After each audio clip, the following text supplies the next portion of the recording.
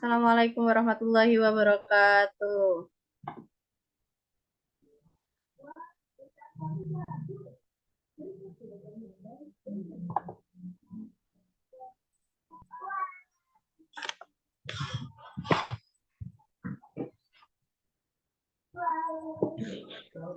Bismillahirrahmanirrahim. Innal hamdalillah nahmaduhu wa nasta'inu wa nastaghfiruh wa na'udzu billahi min shururi anfusina wa min sayyiati a'malina. May yahdihillahu fala mudhillalah wa may yudhlil fala hadiyalah. Asyhadu an la ilaha illallah wa asyhadu anna Muhammadan abduhu wa rasuluh la nabiyya wa rasula ba'da. Amma ba'd. Pertama-tama marilah kita panjatkan puja dan puji syukur kita kehadirat Allah Subhanahu wa taala yang telah memberikan banyak sekali rahmat, yang salah satunya yaitu nikmat kesehatan, sehingga kita bisa berkumpul di acara kali ini dengan sehat walafiat.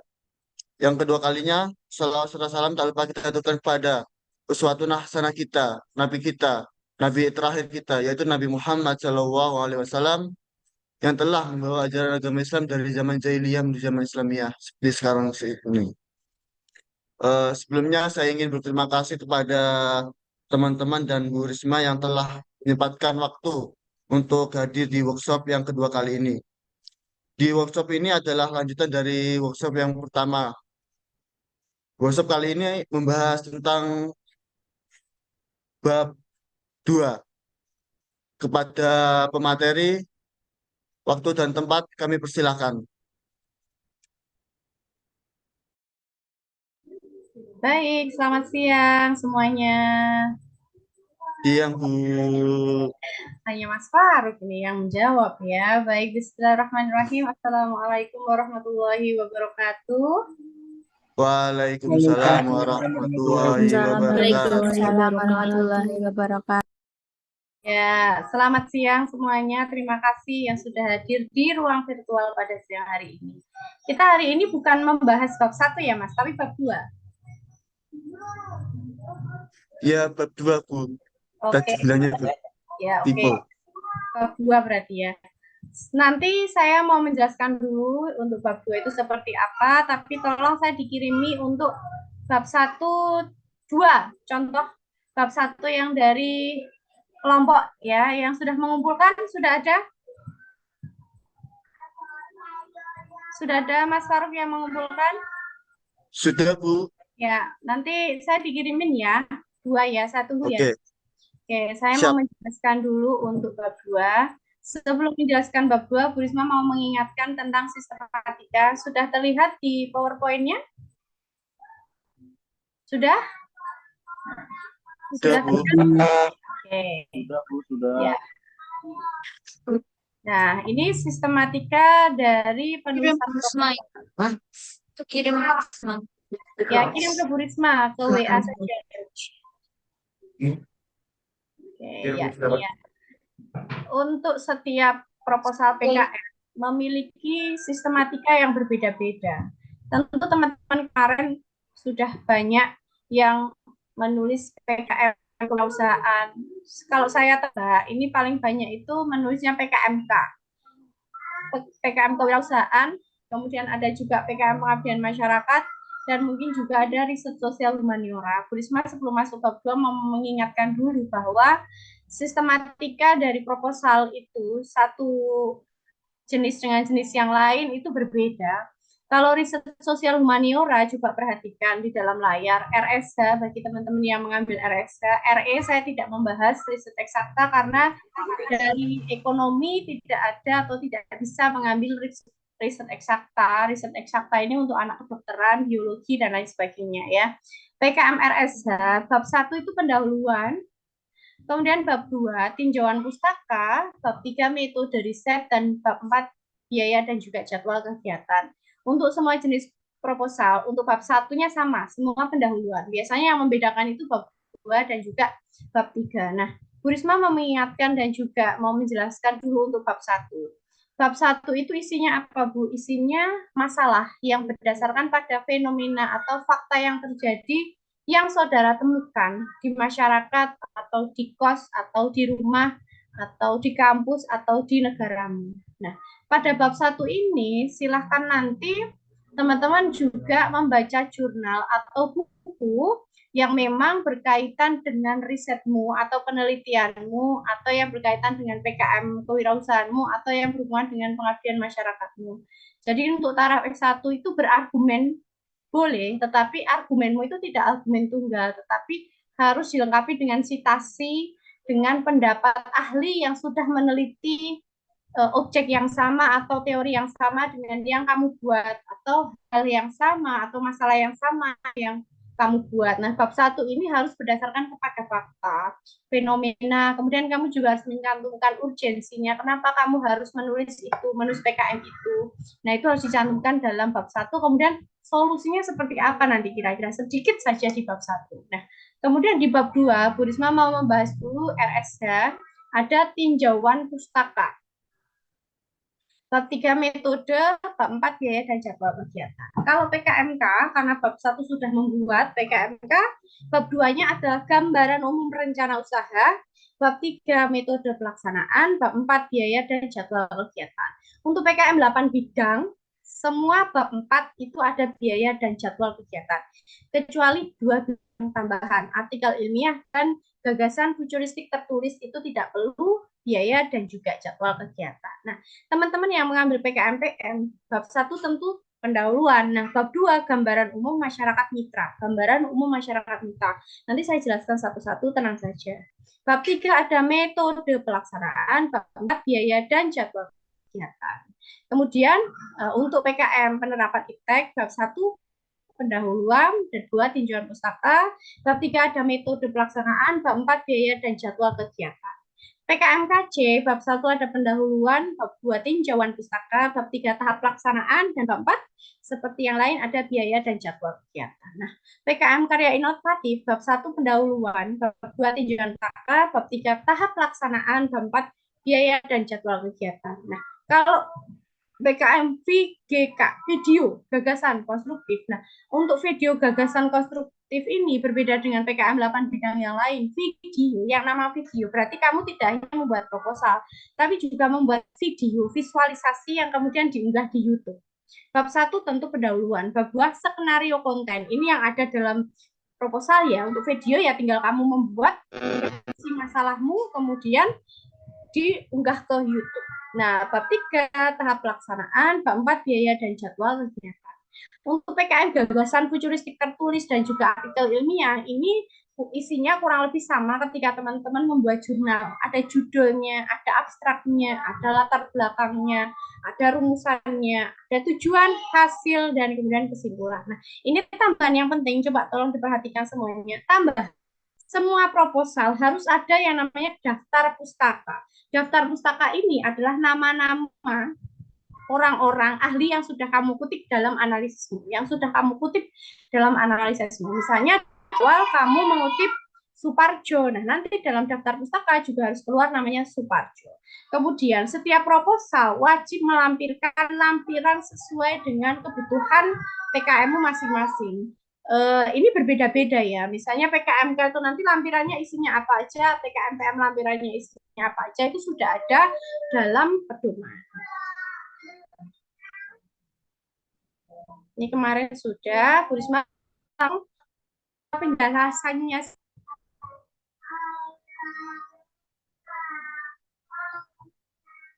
Oke, pendahuluan sudah, contoh sudah, tawarkan solusi.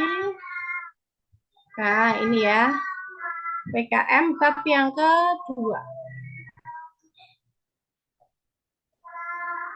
Ya, tinjauan pustaka, judul tinjauan pustaka, itu untuk PKM penerapan IPTEK, Karsa Cipta, riset sosial humaniora, riset eksakta, dan juga karya inovatif.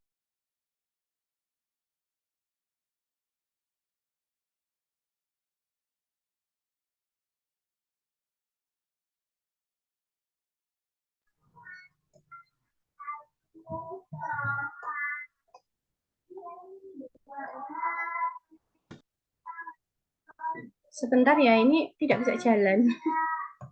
PPT-nya jalan. Nah, ini berhenti di mana, Mbak, Mas? PPT-nya berhenti di mana? di tinjauan pustaka. Ya sudah, Bu Risma jelasin itu dulu. Tinjauan pustaka, coba meninjau misalnya. Presiden Jokowi itu tuh meninjau pembangunan Depak. Meninjau itu sebetulnya apa toh? Meninjau apa coba? Meninjau. Apa itu meninjau? Meninjau. Coba usul, apapun jawabannya. Presiden. Melihat, mengamati, Bu. Ya, Mungkin. ya, oke. Jadi meninjau itu melihat, melihat apa toh tinjauan pustaka itu? Melihat penelitian terdahulu yang memiliki objek atau teori yang sama dengan yang kamu lakukan. Misalnya tentang pemanfaatan singkong sebagai atau menjadi garpu dan sendok. Saya akan mencari di Google Scholar atau di jurnal nasional internasional tentang kandungan dari singkong ini apa saja. Saya mencari tahu tentang penelitian terdahulu singkong. Saya cari di situ. Saya dapat 10 misalnya. Nah, nanti di bab 2, tuliskan siapa saja yang sudah meneliti tentang singkong. Saya tulis namanya, Risma Nur Rahmawati tahun 2010. Judulnya ini. Rumusan masalahnya ini. Hasil penelitiannya ini. 2. Ahmad Nur Rafiq misalnya. Tahun 2022. Judulnya ini. Rumusannya ini.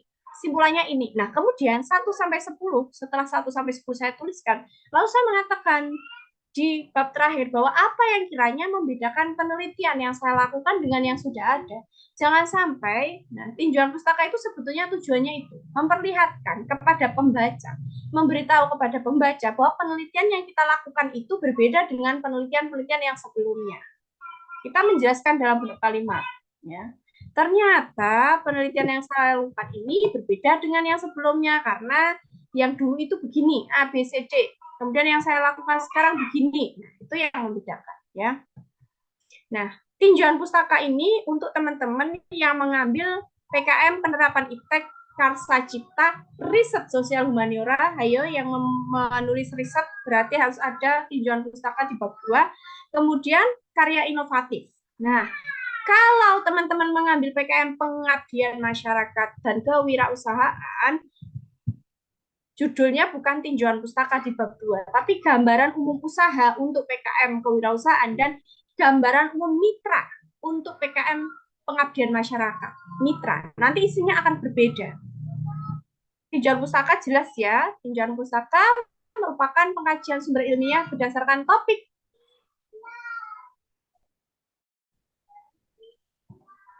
Tinjauan pustaka merupakan pengajian sumber ilmiah berdasarkan topik atau teori tertentu. Nah, tinjauan pustaka atau biasanya itu disebut dengan literature review, memberikan gambaran tentang pengetahuan yang ada saat ini. Nah, tinjauan pustaka ini memungkinkan penulis seperti yang Prisma katakan tadi mengidentifikasi teori, metode, kesenjangan relevan dalam penelitian.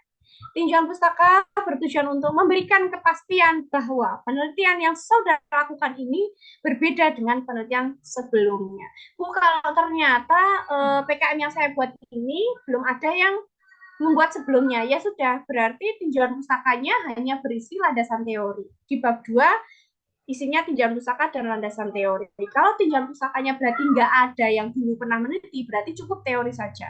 Tapi kalau dulu ada pernah meneliti, berarti teman-teman mencantumkan tinjauan pustaka dan juga teori yang saudara gunakan untuk menganalisis, ya. Tentunya ini untuk riset sosial humaniora. Nah, ini coba dilihat. Contoh dari tinjauan pustaka. Tinjauan pustaka. Penelitian ini tidak terlepas dari penelitian terdahulu, maka dari itu penulis memerlukan beberapa jurnal sebagai bahan acuan dan lain sebagainya. Kemudian teorinya apa itu manfaat ampas tahu, ternak, dan lain sebagainya. Nah, untuk teori ini tentu berkaitan dengan masalah penelitian sendiri-sendiri. Setiap satu kelompok dengan kelompok yang lain akan berbeda. Nah, kemudian gambaran umum. Nah, gambaran umum usaha untuk PKMK dan gambaran mitra itu untuk PKM pengabdian masyarakat. Bu Risma mau menjelaskan untuk PKM yang pengabdian masyarakat terlebih dahulu. Pengabdian masyarakat ini Apa Bu yang perlu diuraikan dalam bab 2 pengabdian masyarakat? Yang pertama itu adalah profil dari masyarakat mitra. Masyarakat mitra itu siapa? Masyarakat mitra itu masyarakat yang kamu bantu. Lain-lain, ada yang desa tertentu, ada yang PKK, ada yang TK, dan lain sebagainya. Beda-beda.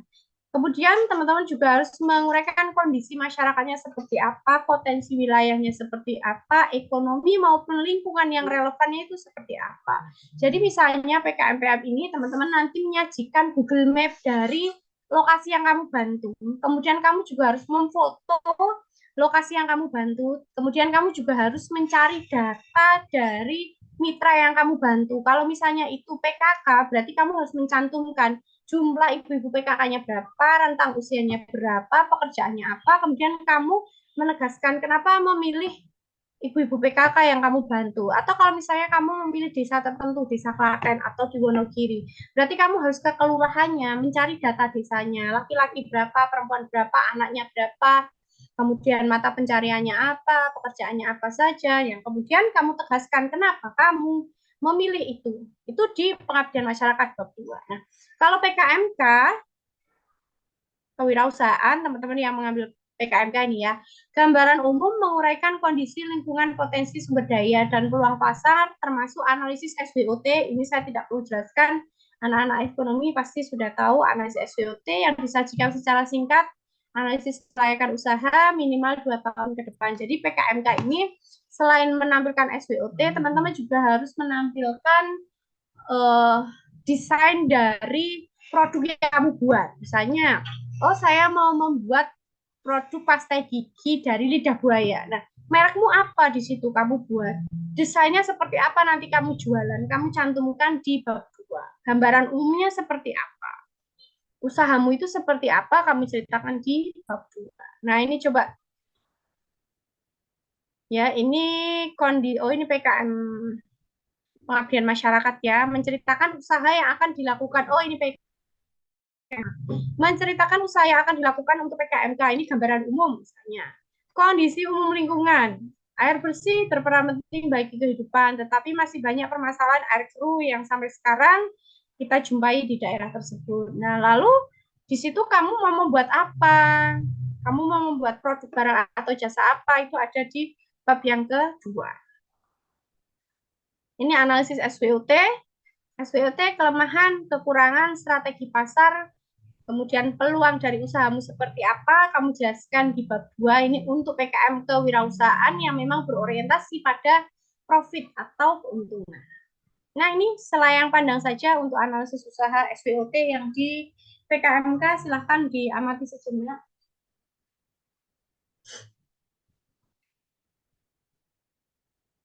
Nanti jangan lupa ya, yang mengambil PKM 8 bidang. PKM itu dibagi menjadi 2 jenis, 8 bidang pertama dan 2 bidang tambahan. 8 bidang pertama itu seperti riset eksakta, sosial humaniora, karya inovatif, karsa cipta, pengabdian perusahaan, dan lain sebagainya itu harus ada pendanaan di lampiran. Di bab 4, biaya dan jadwal kegiatan itu hanya garis besarnya saja. Dan jangan lupa, untuk pedoman tahun sementara 2023, dana yang minimal kamu ajukan 6 juta rupiah dan maksimal 10 juta rupiah. Tidak boleh kurang dari 6 juta dan tidak boleh lebih dari 10 juta rupiah. Itu yang perlu diingat. Baik, sampai di sini ada mau ditanyakan?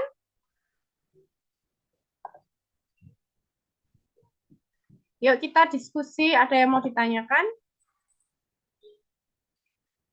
Saya sudah dikirimi belum ini? Contoh dari bab satunya. Saya mau mengkoreksi dulu dari bab satu yang sudah dikirim ke panitia. Saya belum dikirim ya?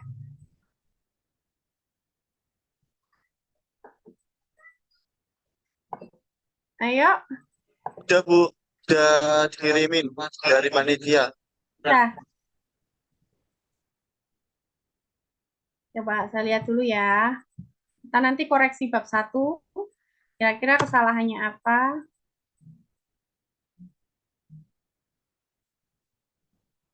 Kok belum masuk? Siapa yang mengirim?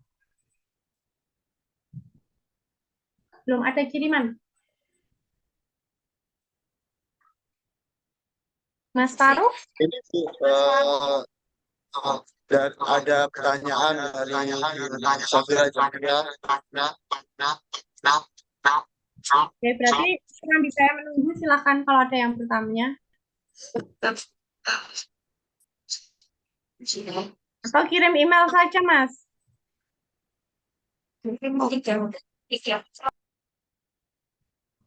Saya kirim email saya ya. Ini chatnya mana ini?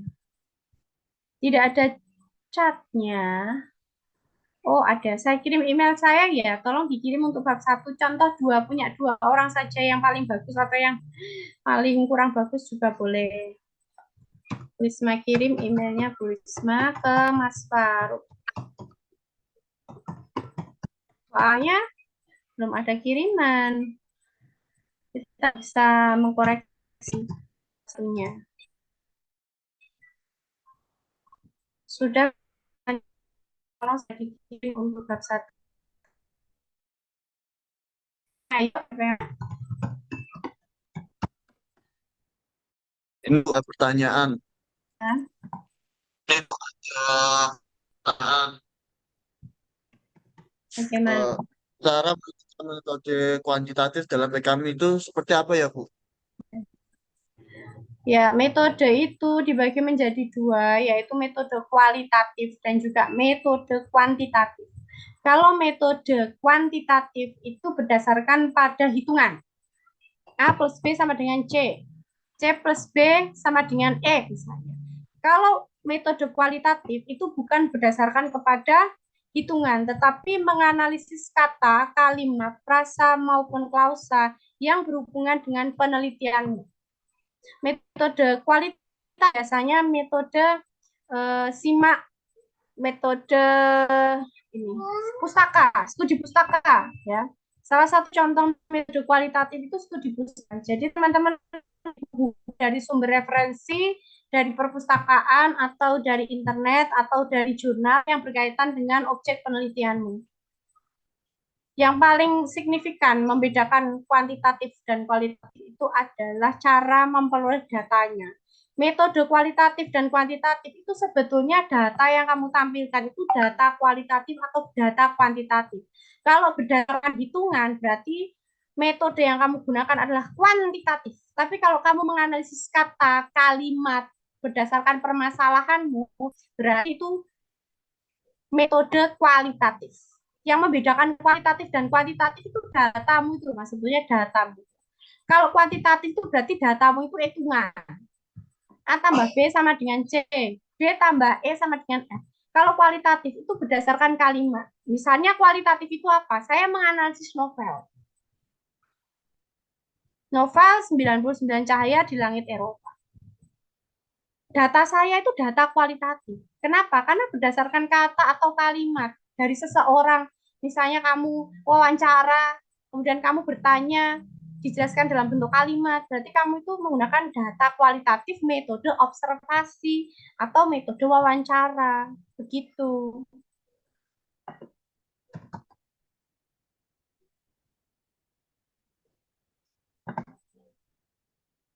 Ada lagi yang mau bertanya?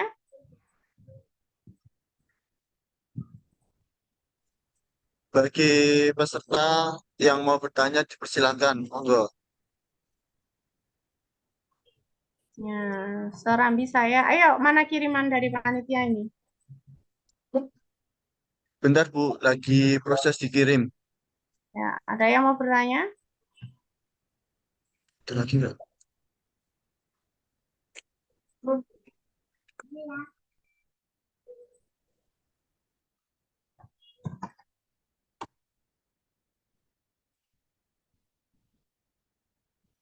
Boleh, ayo yang bertanya. Silakan para peserta yang mau Atau mau bertanya. curhat kesulitannya apa juga boleh. Bu, saya bab 1 sulitnya begini ya. Bab 2 saya masih bingung, Bu.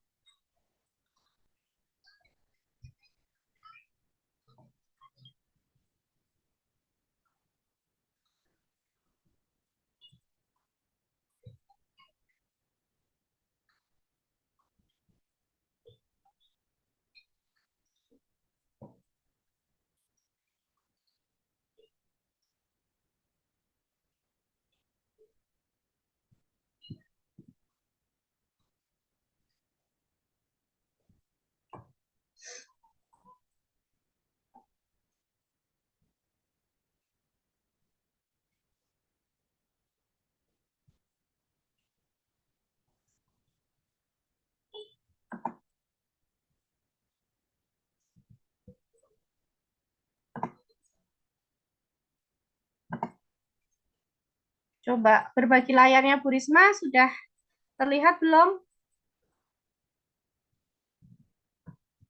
Sudah Belum, kelihatan? Bu. Oh, Belum. baik, Bu dulu.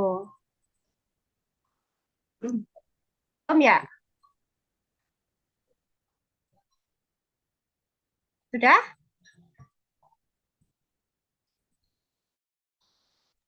Belum. Belum? Udah, Bu, udah. Sudah, Sudah? Bu. Sudah. Nah, Udah oke, yuk. kelihatan, Bu. Kita mau bahas covernya dulu aja deh, serambi nunggu bab 1 yang dari temennya. Oke, kita bahas dulu yang cover ya. Untuk penulisan ilmiah, skripsi, jurnal, judul itu di atas. Setelah itu logo UMS. Pemda, balik. Logo dulu, baru judulnya di bawah. Nah, logo ini ukurannya juga tidak boleh terlalu krempeng, tidak boleh terlalu gendut. Ukurannya berapa, Bu? 5,5 cm sampai 6 cm. Jadi Word itu kan di atasnya ada rulernya ya, ada penggarisnya. Kamu lihat, ini ukurannya sudah pas belum? Setelah logo UMS, saya ingatkan, pakai logo yang baru. Logo UMS yang baru itu yang listnya ada warna kuningnya. Jangan sampai kebalik ya. Setelah itu judul. Judul PKM tidak boleh ada akronim atau singkatan dan tidak boleh lebih dari 20 kata. Yuk, coba kita hitung judul yang ada di dalam share screen-nya Ibu. Pemberdayaan perempuan lewat otonomi ekonomi di Desa Narukan melalui perusahaan bergilir. 11 sudah betul. Karena tidak, perusahaan bergilir bervariat. Ada 13. Ini betul judulnya, karena tidak boleh lebih dari 20 kata. Setelah itu diusulkan oleh titik 2. Nah, coba perhatikan, nama pengusul itu menggunakan tanda titik koma. Dan nama itu salah ya, Muhammad Fikri Musyarrok Kafabik. Nama dalam PKM tidak boleh disingkat. Paham? Nggak boleh disingkat. Jadi Muhammad, nama saya panjang kayak apa? Muhammad Fikri Mustafa Kafabik Ferdian Hira Fadilah. 10 suku kata. Tulis semuanya. Nggak boleh disingkat dalam PKM. Itu contohnya agak keliru ya.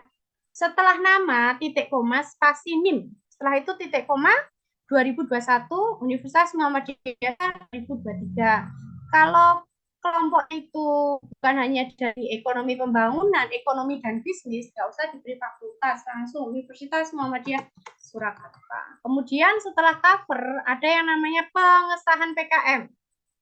Ini jangan lupa ya, pengesahan PKM-nya itu jangan lupa, dan nanti kalau unggah PKM, tandanya harus tanda tangan basah, nggak boleh scan.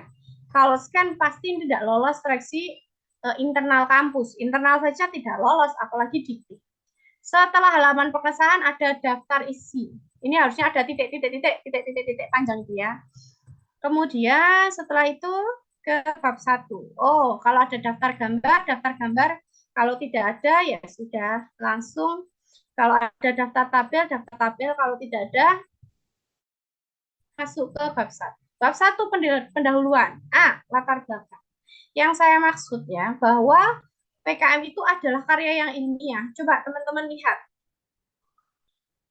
Kalimat yang kedua, paragraf yang ketiga itu sepertinya ya.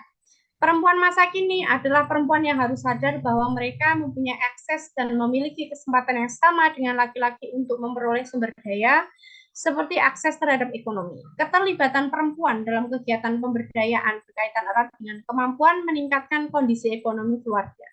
Kegiatan yang inovatif memungkinkan mereka mempelajari berbagai kegiatan inovatif memungkinkan mereka mempelajari berbagai macam keterampilan untuk memperoleh penghasilan dan memperluas jaringan karena telah terhubung dengan tingkat kesempatan dan tingkat inovasi menurut Harsono tahun 2021.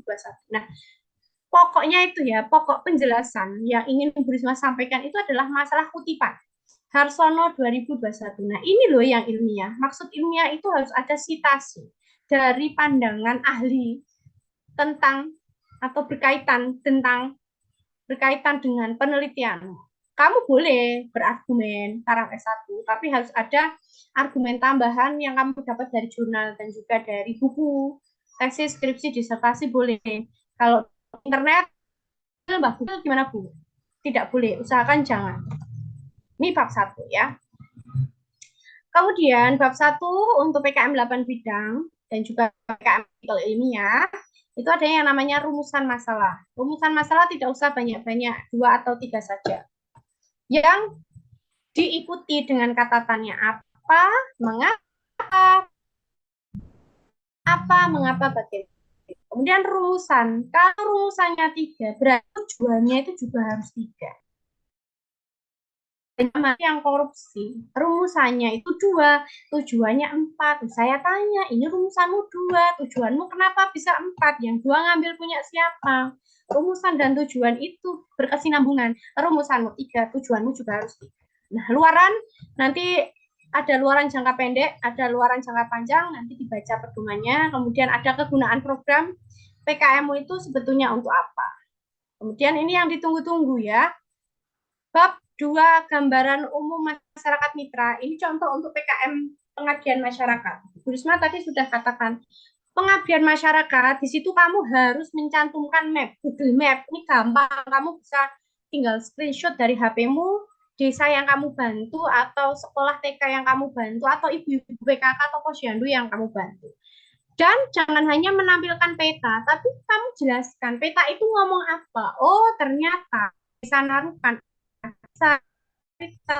mata pencariannya adalah petani. Desa ini terletak di Kecamatan Keranggan, Kabupaten Rembang, Jalan Pandangan Sedan, kilometer 2 Jawa Tengah. Baru tampilkan peta.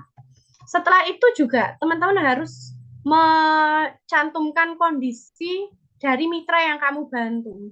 Kalau ini dia mau membantu sekolah di Desa Narukan, berarti di sini dia mencantumkan bahwa di Desa Narukan itu ada sekolah yang namanya PAUD Desa Narukan, TK Harapan Bangsa, SD Desa Narukan, MTS Nurus, MTA Nurus, dan lain sebagainya. Kemudian potensi penduduk. Nah, ini Bu Risma tadi sudah ngomong kan, perempuannya berapa, laki-laki berapa, tamat SD berapa, SMP berapa, sudah menikah atau belum, dan lain sebagainya. Itu harus dicantumkan dalam bab yang kedua. Ini khusus untuk pengabdian masyarakat. Nah, ini juga yang penting, foto dari desa yang kamu bantu. Tadi sudah lokasinya, sudah mapnya, kemudian potensi dari desanya seperti apa. Nah, kamu kemudian foto dari desa yang kamu bantu. Ini fotonya masih terlalu umum. Kalau bisa teman-teman lebih khusus lagi. Kalau membantunya di TK, berarti yang difoto adalah TK-nya. Kalau membantu SD, SD yang difoto. Kalau membantu desa, juga desa yang difoto. Contohnya dari mahasiswanya Ibu Ekonomi Pembangunan. Dia itu membuat PKM pengabdian masyarakat, yaitu pemanfaatan limbah ikan nila dan juga limbah ikan lele di desa Janti, Klaten. Kemudian limbah itu diolah menjadi pupuk. Mereka ngajari masyarakat di sana untuk memanfaatkan limbah kotoran nila dan juga kotoran lele menjadi pupuk yang kemudian pupuk itu bisa dijual di daerah tersebut, bahkan di skala yang lebih luas, skala nasional. Itu untuk bab 2 contoh dari PKM pengabdian masyarakat ya. Risma cari dulu untuk PKM yang lain. Sampai di sini ada yang mau bertanya, langsung aja kalau ada yang mau bertanya.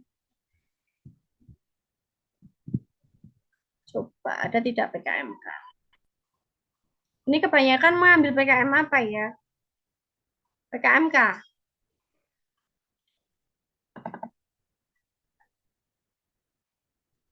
PKK. Ya. Ya, anak-anak ekonomi itu biasanya kebanyakan mengambil PKM yang kewirausahaan.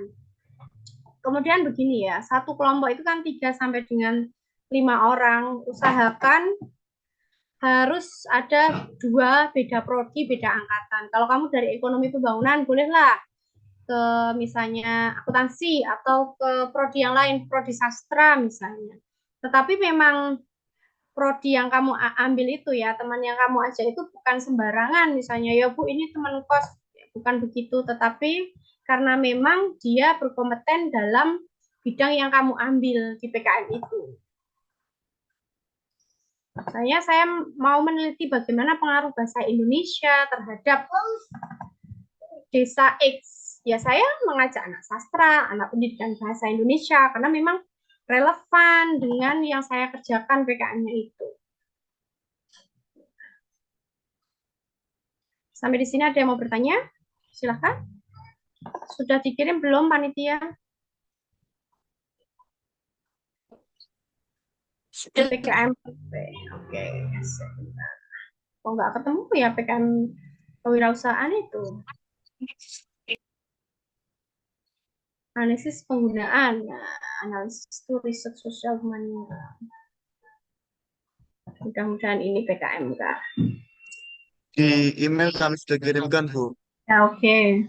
Bentar, PKM apa ini? PKMS. Ya udah kita langsung PKMK ada kesulitan? Ini Bu ada permintaan dari peserta bahwa minta izin direview PKM RSH kelompok 55. Oh, sudah dikirim belum? Sudah, Bu. Di email ya? Betul di email. Email, Bu. Pak siapa ini? Yang ngirim siapa ini? Farid Eka Putra bukan? Yang ngirim Mas Farid. Bu, Mas Farid. Ya, Bu. Kelompok apa ini? Mau dicek yang mana? PKM yang mana? Pengaruh Yang teman kelompok sebaya. 55, Bu. Pengaruh teman sebaya.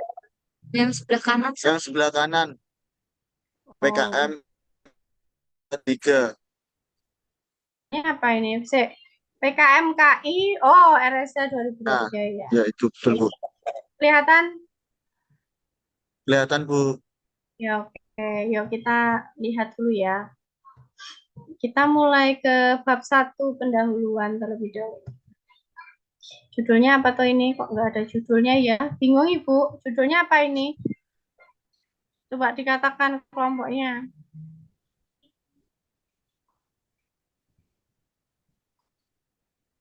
Ayo, judulnya apa ini? Penjelasan tanpa Judulnya judul. itu peran konser musik Dewa 19 terhadap dinamika perekonomian di Indonesia di era Iya. pasca pandemi COVID-19. Oke. Ya, menarik ini ya. Oh.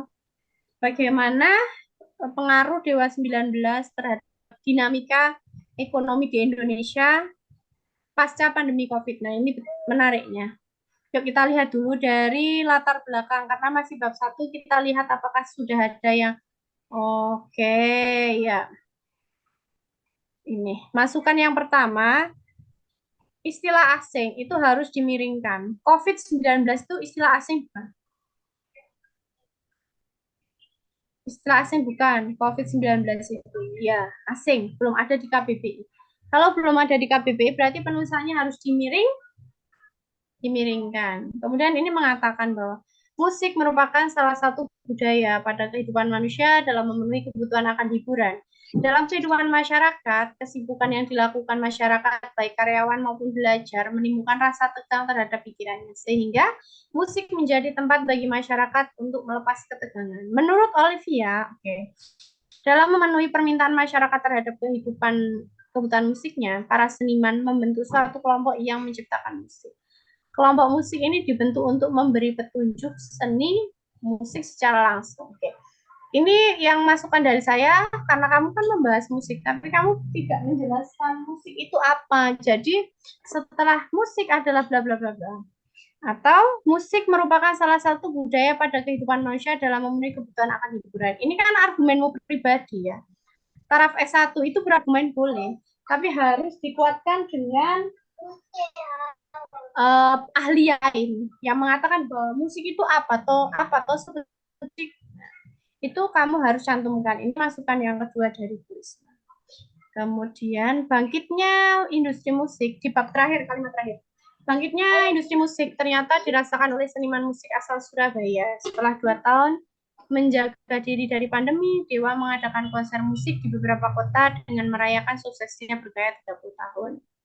Respon positif yang dilakukan oleh para masyarakat terhadap konser musik 19 tidak dari banyak tiket yang terjual, sehingga diadakannya konser musik tersebut selain menjadi tempat hiburan. Nah, kalimat yang terakhir ini sebetulnya menggantung. Kalian belum mengungkapkan apa toh sebetulnya masalahnya dari penelitianmu ini. Kenapa kok kamu tiba-tiba menganalisis Dewa 19?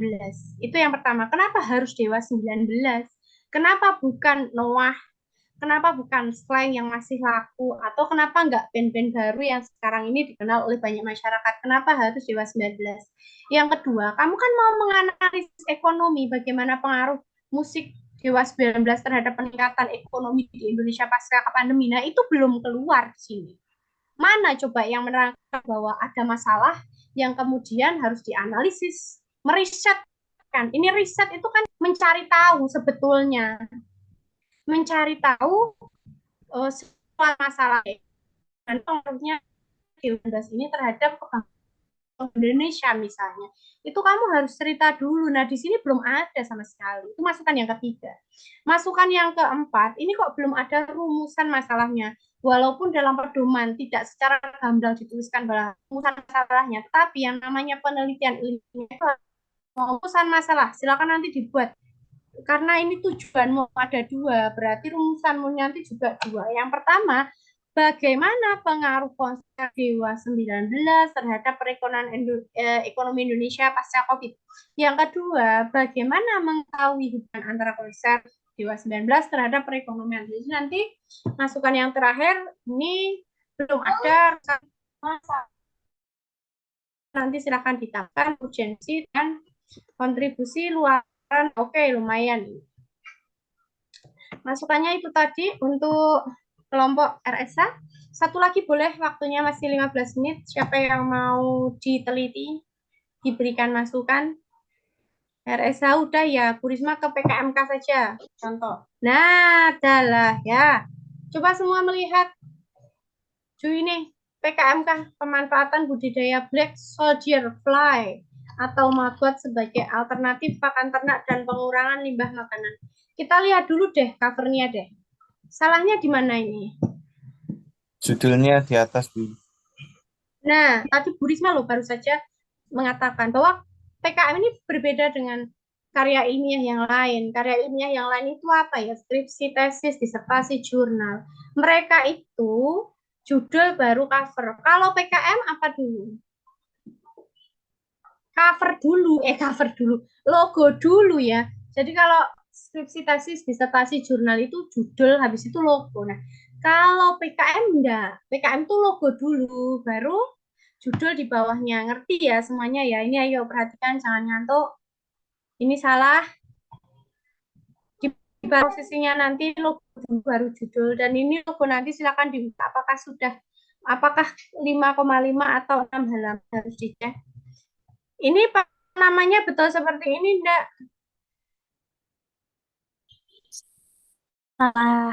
Oh. Tidak pakai 1, 2, 3, 4, 5. Kemudian tahun angkatan. Kemudian di judul Black Soldier Fly. Istilah asing enggak? Istilah asing bukan. Istilah dalam bahasa Inggris bukan. Black Soldier Fly itu. Istilah ilmiah atau istilah asing ya. Kalau teman-teman meminjam istilah asing, aturan dalam bahasa Indonesia ini harus Dimiringkan. Ya, meminjam dari bahasa Cina, dari bahasa Korea, dari bahasa Inggris, dari bahasa Prancis. Miringkan. Sebetulnya lebih baik ya boleh menggunakan istilah begini ya, tapi harus dimiringkan. Program studi manajemen nggak perlu, langsung aja Universitas Muhammadiyah Surakarta tahun 2023 atau 2024, alamat juga nggak perlu ditulis. Daftar ini masih kosong. Nah, halaman bab 1 pendahuluan. Masukan yang pertama ini banyak istilah asing belum dimiringkan. Hermeutia illucens, larva black soldier fly. Hermetia ya tadi ya, black soldier fly. Banyak nih istilah asing yang belum dimiringkan. Sampah organik merupakan bahan sisa limbah yang berasal dari bahan alami yang dapat terurai kembali seperti daun. Yang paling penting dalam bab 1 itu adalah masalah sebetulnya. Masalah yang kamu temukan berdasarkan fakta atau fenomena sosial yang terjadi di masyarakat.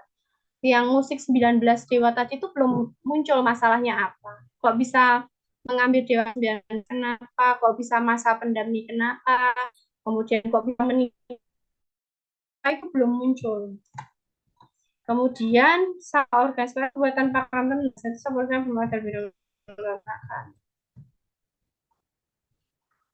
Ini apa judulnya? Pemanfaatan budidaya Black Soldier Fly. Alternatif ternak pengurangan limbah.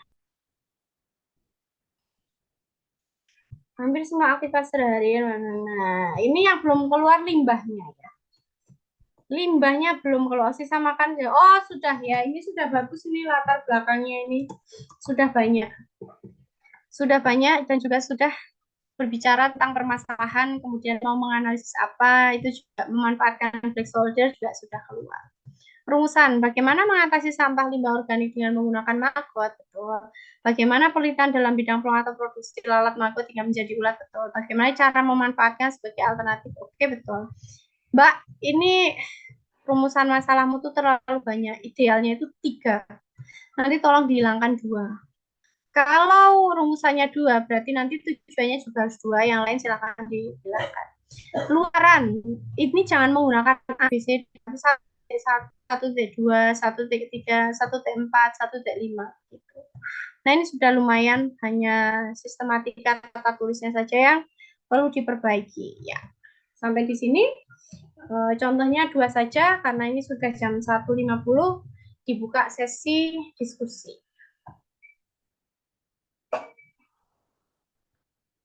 Silakan. Ayo yang mau bertanya. Ada yang mau bertanya? Izin bertanya, Bu. Ya, silakan. Perkenalan saya Selfie. Ya, ingin nanya, Bu, seperti yang Ibu tadi bilang, kalau mengambil bahasa asing itu eh, harus dimiringkan. Tapi bagaimana kalau nama produk yang kita buat itu menggunakan bahasa asing juga? Berarti emang harus dimiringkan juga, Ya, Bu? harus dimiringkan. Semua yang menggunakan bahasa asing dan belum masuk dalam ejaan bahasa Indonesia wajib dimiringkan. TikTok, Twitter, Instagram, terus apalagi WhatsApp, itu belum ada di KBBI. Istilah asing, berarti dia harus dimiring. Sama juga produkmu, misalnya kamu mau membuat produk sabun namanya Dettol, Gift, Lifebuoy misalnya, ya harus dimiringkan. Itu, Mbak. Ada lagi yang mau tanyakan? Ada lagi? Ayo, masih ada waktu? Silakan. Yang mau bertanya.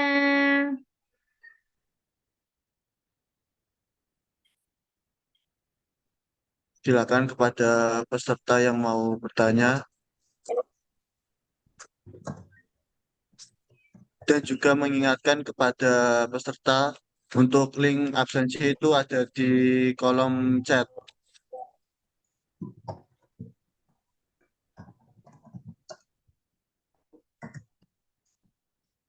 Ayo, masih ada waktu. Izin bertanya, Bu, permisi. Boleh. Izin bertanya, apakah untuk template PKM tahun 2023 itu masih ada cover ya, Bu? Soalnya di template PKM yang di-share panitia itu nggak ada cover. Cover itu wajib kok, Mbak. Tetap harus ada kalau cover itu.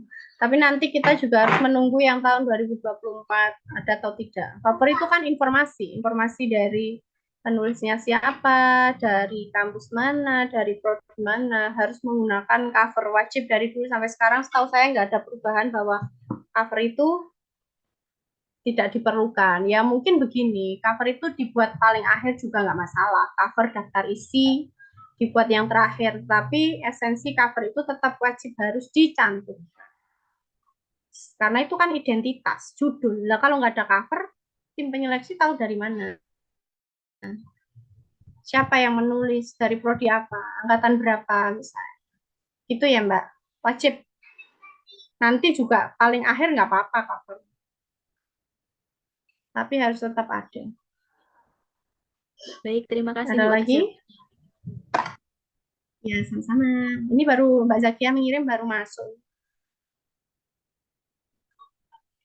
Ada lagi yang mau ditanyakan? Silakan, ayo. Silakan kepada peserta yang mau bertanya,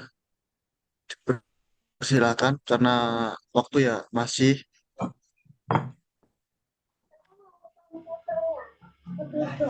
Silakan kalau ada yang mau bertanya. Ya, jangan-jangan ngantuk ini ya. Silakan yang mau bertanya.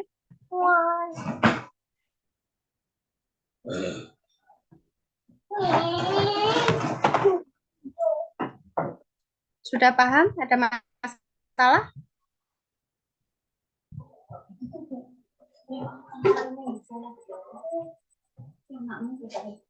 Ayo.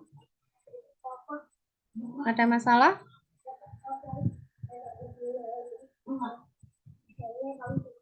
Teman-teman luar biasa loh ini, walaupun siang panas, waktunya mundur, mohon maaf, tapi masih tetap semangat untuk mengikuti PKM walaupun sambil ngantuk-ngantuk ya, sambil kepanasan. Nanti kita ketemu lagi tanggal berapa panitia? Tanggal 11, Bu. 11 November ya, pasca UTS ya. Yap. Ya, oke. Ada yang mau ditanyakan? Silakan. Saya izin bertanya, Bu. Ya. Perkenalkan, saya Nur Haryanti dari kelompok 13. Tadi saya baru lihat contoh dari PKMK, ternyata masalah dan objek penelitian, objek kewirausahaannya itu sama mengenai maggot. Apakah itu tidak dijadikan masalah, Bu? Terima kasih. Ya, jadi ketika menulis PKM, ketika saya di kelas dengan anak-anak ekonomi pembangunan, di pertemuan ke-7 itu biasanya kita menggali ide dulu. Sudah dibagi kelompok, kemudian menggali ide. Setelah itu, silahkan membuat judul. Kalau sudah membuat judul, saya akan menyuruh mereka untuk cek di Google Scholar, apakah judul yang akan kamu kerjakan itu sudah dikerjakan oleh orang lain atau belum. Ini penting. Tadi ditanyakan, ini maggot sudah ada, Bu. Kira-kira gimana? Kalau misalnya objeknya sama, tapi masalahnya berbeda, atau jenis PKM-nya berbeda, itu nggak masalah. Atau misalnya ini sama-sama maggot, tetapi konsepnya berbeda, ada modifikasi yang lain, Bu. Yang kelompok dulu, dia belum membahas ini, tapi kita membahas ini, nggak masalah. Sama kayak saya penelitian disertasi, saya mengambil novelnya Hanum. Orang lain di sana, di luar saya, teman saya juga mengambil itu. Tapi nggak apa-apa, objeknya sama, tapi masalah yang dibahas pada rumusan masalah itu berbeda. Nanti kesimpulan dan hasilnya juga akan berbeda, Mbak. Nah, ini harus dipastikan dulu, maggotnya itu hanya sebagai objek atau konsepnya juga sama. Kalau sama ya tidak boleh. Kalau ada persamaan objek maggot tetapi ada modifikasinya ya silahkan, nggak masalah. Harus ada pembedanya. Baik, Bu. Terima kasih.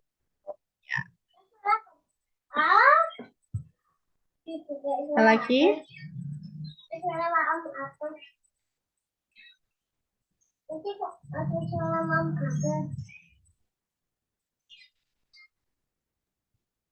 Apakah ada lagi yang ditanyakan?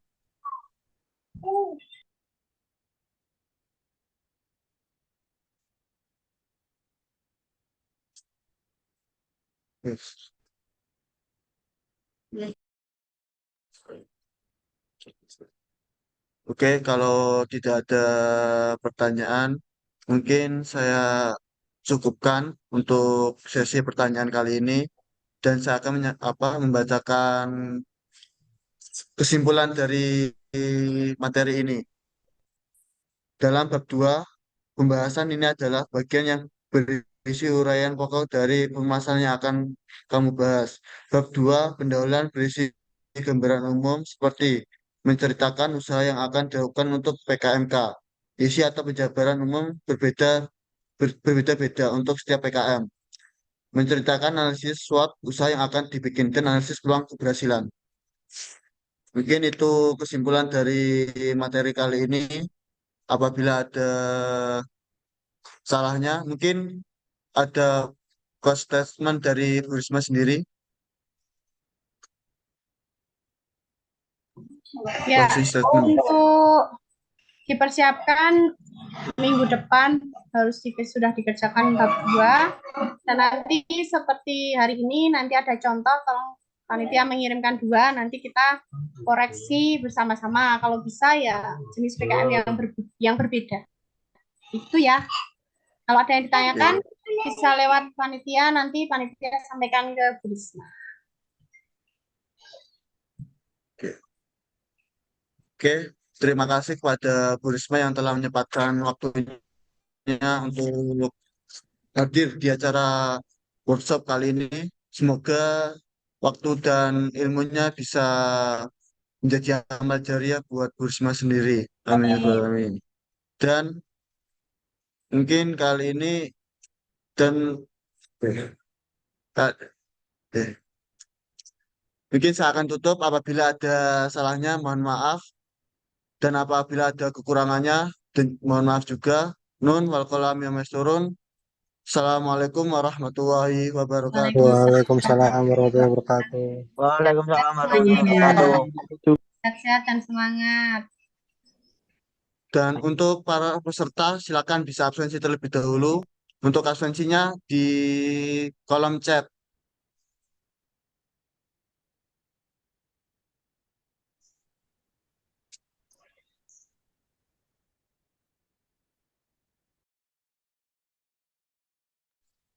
Kasih orang baik.